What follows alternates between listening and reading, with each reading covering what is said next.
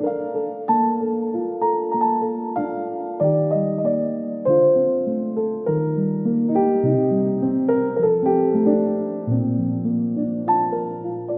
Doctor Vijay Kumar, professor and head plastic surgery, king George medical university Lucknow की तरफ से आप सभी श्रोताओं को दीपावली की शुभकामनाएं दे रहा हूं और सबका दीपावली का पर्व एक अच्छे से मने। और दीपावली एक ऐसा त्यौहार है जो कि रोशनी और पटाखों और मिठाइयों का त्यौहार है, तो उसमें हमें सावधान रहने की आवश्यकता है। कभी कभी कुछ खुशियों में बाधाएं भी आ जाती हैं, उन चीज़ों का हमें ध्यान रखना है।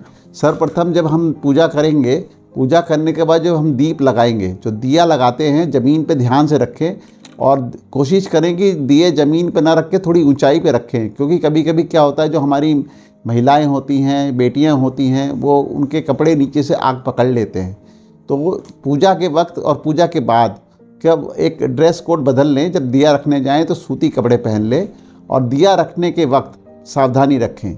फिर दिया रखने के बाद जब आपने दिया रख दिए हैं तो उसके बाद बच्चे और थोड़े से उसके लिए पटाखे चलाने के लिए, फुलझड़ी चलाने के लिए तैयारी करते हैं। तो उस तैयारी में एक ज़रूरी काम ये है कि आप अपने पास 2 बाल्टी में पानी भर के ज़रूर रख लें। और बच्चे जो हैं, छोटे बच्चों को अकेले पटाखे छोड़ने की अनुमति ना दें और ना ही अलाउ करें।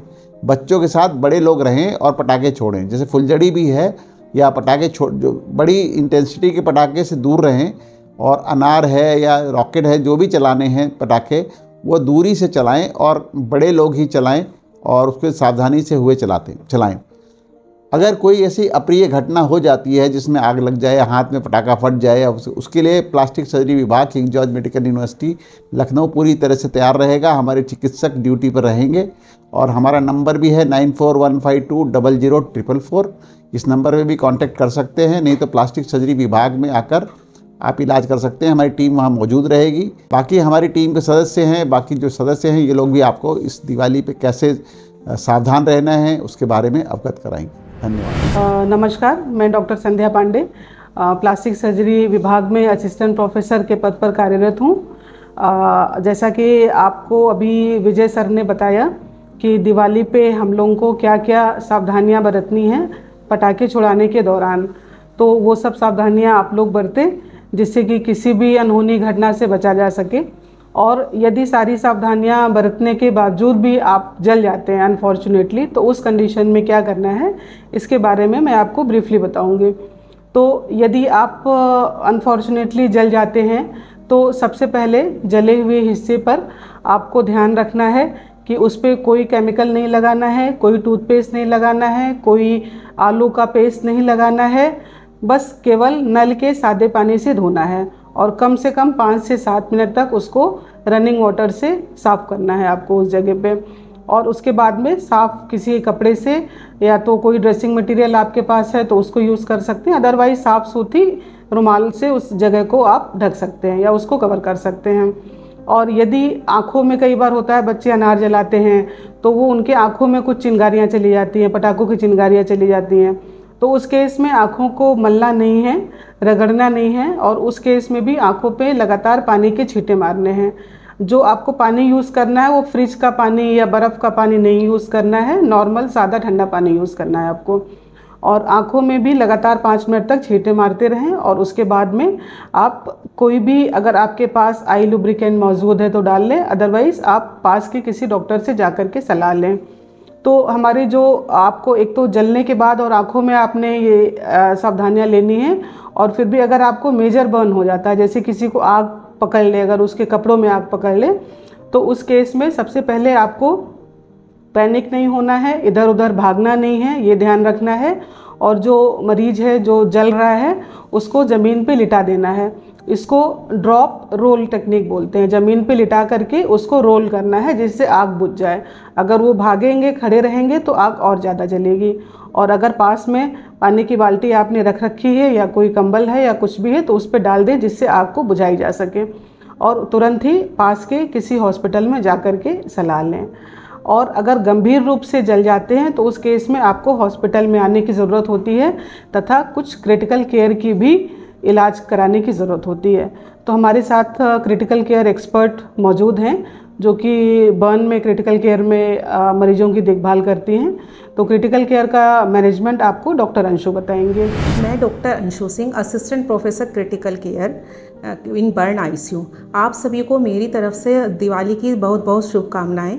दिवाली का जो त्यौहार होता है ये बहुत खुशियों का त्यौहार होता है। इसमें लोग खुशियाँ मनाते हैं, लोगों को मिठाइयाँ बांटते हैं और शाम को बच्चे और बड़े भी सब लोग मिलकर के पटाखे जलाते हैं। लेकिन कभी कभी ऐसा होता है कि इस खुशी के माहौल में बहुत खनन पड़ जाता है कि किसी भी परिवार का कोई भी सदस्य अगर जल जाता है तो मरीज़ के जो और परिवार के और सदस्य जो होते हैं वो बहुत पैनिक हो जाते हैं। उनको समझ में नहीं आता उस समय उनको क्या करें क्या ना करें। जैसे कि अभी डॉक्टर संध्या पांडे मैम ने बताया था कि आपको क्या क्या उपचार करना है, उसके बाद भी उसके अलावा मरीज़ों को और क्या क्या चीज़ें की ज़रूरत है क्या नहीं है ये मैं अभी बताऊँगी आपको। सबसे फर्स्ट ऑफ ऑल तो ये कि जो भी बच्चे पटाखे अगर जला रहे हैं तो कभी भी अकेले पटाखे ना जलाएं। पटाखे हमेशा बच्चों बहुत दूरी से जलाएं, एटलीस्ट 4 से 5 मीटर की दूरी होनी चाहिए पटाखे जलाने में। पेरेंट्स को बच्चों को अकेले नहीं छोड़ना है।